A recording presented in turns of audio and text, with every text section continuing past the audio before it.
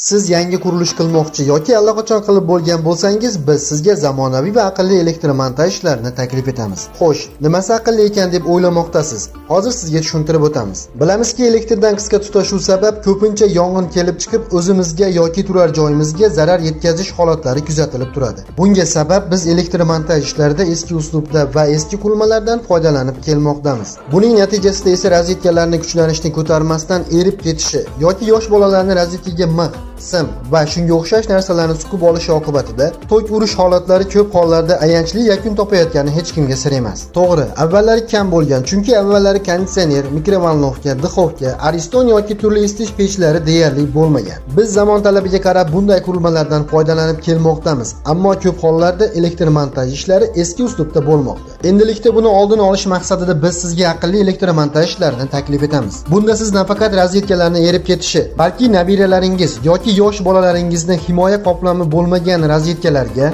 turli narsa buyumlar suqib olgan taqdirda ham yuzaga keladigan ko'ngilsizliklardan xavotir olmasangiz ham bo'ladi. Bu borada biz sizga Rossiyaning taniqli firmalarida ishlab kelgan 15 yil stajga ega bo'lgan mohir ustalar xizmatini taklif etamiz. Bog'lanish uchun ekrandagi telefon raqamlariga murojaat qiling.